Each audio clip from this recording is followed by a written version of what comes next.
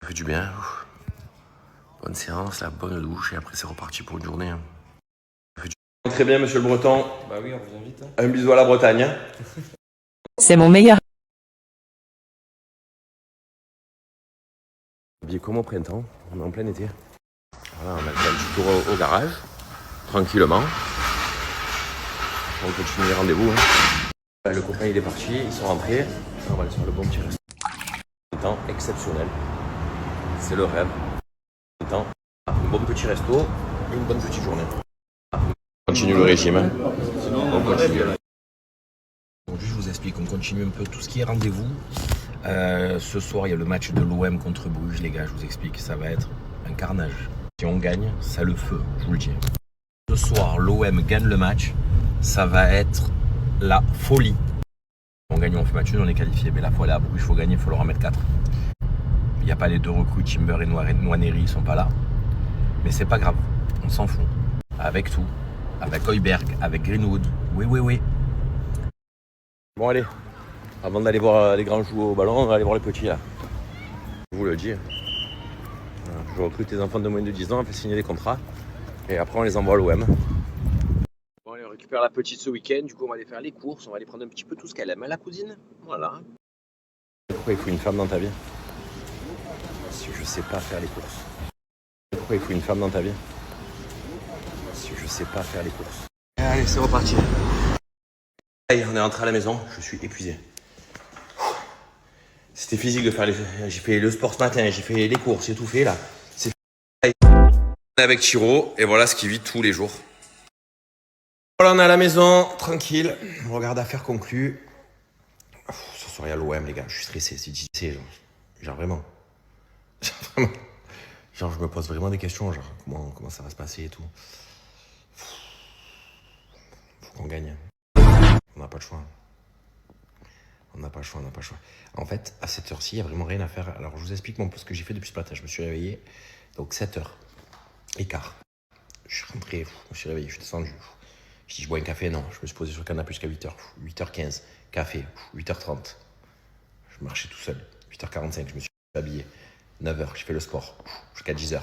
À 10h, sport terminé. Pas bien. Je me suis posé, comme ça. J'ai respiré. Après, qu'est-ce que j'ai fait? Avant chaque. J'ai pris une douche. Je suis allé prendre une bonne douche. Une fois que j'ai pris une bonne douche, qu'est-ce que j'ai fait? Je me suis habillé. Je suis allé manger au restaurant pour du travail. Après, une fois que j'ai fait ça, qu'est-ce que j'ai fait? Je suis rentré. Je suis allé voir mon cousin qui avait son fils qui jouait au foot. Je l'ai regardé jouer, j'avais trop froid. Du coup, je suis parti. Une fois que je suis parti, qu'est-ce que j'ai fait? Rien. Pendant 10 minutes, je tournais. Où je vais? J'ai dit, tiens, faut faire les courses. Ruby m'a fait la liste. Je suis allé faire les courses. Ouf. Je suis revenu à la maison. J'ai arrêté les courses. J'ai rangé les courses. C'était dur. C'était long. Je sais pas faire ça. Il faut une femme dans sa vie. Je sais pas faire les courses. Bref, après, je suis rentré, je me suis assis sur le canapé parce que les courses c'était long. Après, qu'est-ce que j'ai fait? Après les courses, qu'est-ce que j'ai fait? Toc toc, live toc toc. On a été un tiro. Après, j'ai arrêté. J'étais au téléphone pendant 1 heure. Voilà, j'ai téléphoné un peu. Après, je me suis posé comme ça. J'ai pas arrêté. Et après, là, je suis là. Je vais vous expliquer 2-3 choses.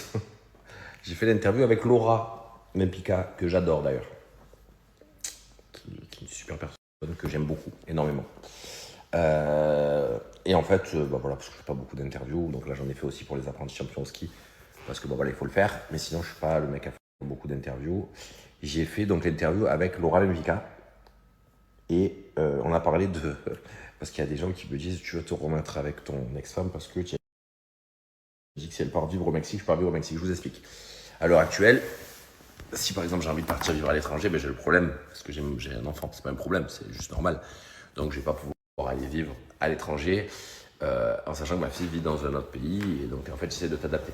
Ce que je disais, si demain ils décident d'aller vivre au Mexique, et que elles partent et qu'elles vont vivre au Mexique, quoi qu'il arrive, j'irai vivre maintenant au Mexique, mais pas avec eux, pas dans la même maison. Parce que c'est vrai que vu comme ça, c'est bizarre. Mais en gros, pas dans la même maison. Mais j'irai pour être proche de ma fille. Voilà. Après, ma fille, quand elle grandira, qu'elle aura 18, 20 ans, 22 ans, elle pourra faire un peu ce qu'elle veut. Mais si demain ma fille elle décide d'aller faire ses études à Londres, je pense que j'irai vivre à Londres aussi. Alors oui, c'est bizarre, mais c'est comme ça que je vois les choses actuellement. Voilà. Et c'est vrai que il y a eu beaucoup de personnes qui m'ont dit tu veux aller vivre au Mexique avec ton ex-femme. Non, c'est pas prévu. Je pense pas en plus qu'elle a envie de partir vivre au Mexique. Mais c'était dans ce sens-là. C'était pas dans le sens me remettre avec. Parce que voilà, au bout d'un moment, voilà, c'est vrai que j'ai vu plein de choses. Elle a fait des interviews. En fait, je pense qu'être gentil avec son ex-femme, surtout quand tu as un enfant avec, c'est ce qu'il faut. Il y a eu des moments où ça se passait pas comme ça du tout pour plein de raisons. Comme quand, par exemple, je sais pas, j'étais en couple. C'est que c'était pas non plus... c'est de l'amour fou entre elle et moi. Mais bon, apparemment, elle n'était pas au courant que j'étais en couple parce qu'elle a dit apparemment, il était avec quelqu'un. Donc... non, mais voilà, du coup, ça m'a fait rigoler. Et voilà, quoi. Du coup, voilà. Donc, non, je ne veux pas vivre avec elle, mon ex-femme, donc au Mexique. Si demain, elle décide de partir à l'étranger, je la suivrai. Voilà. Si demain, elle part à l'étranger avec ma fille, je la suivrai, quoi qu'il arrive. Et que ce soit au Mexique ou à Tombouctou. Voilà, ou n'importe où. Parce que j'ai envie d'être proche de mon enfant. Sinon, oui, j'aurais pu partir vivre à l'étranger depuis longtemps. Mais quand tu as un enfant, tu as des responsabilités. Je pense qu'il faut les assumer. C'est mon avis. Et voilà. Maintenant, après, on fait comme on peut aussi. J'arrive à comprendre aussi. Mais moi, actuellement, quoi qu'il arrive, ce sera ma priorité dans ma vie. Voilà. Voilà. Et après, me remettre avec mon ex-femme, ça ne fait pas partie de mes priorités. Ça fait partie des choses que j'envisage actuellement aussi. Je pense que c'est bien de s'entendre. Très bien de s'entendre. Ça, c'est une certitude. Se remettre ensemble, je pense pas que c'est pas prévu en tout cas. Je vous dis la vérité. Maintenant, s'entendre bien, oui. Moi, je pourrais par exemple faire un repas avec mon ex-femme et ma fille. Je pourrais faire des vacances avec mon ex-femme et ma fille. Pas dans la même maison, encore une fois. Mais c'est des choses que je pourrais faire. Parce qu'au bout d'un moment, je pense que c'est bon. Moi, j'ai mes parents, par exemple, quand il y a la petite qui vient, il y a mon père et ma mère. Ils peuvent dormir même dans la même maison.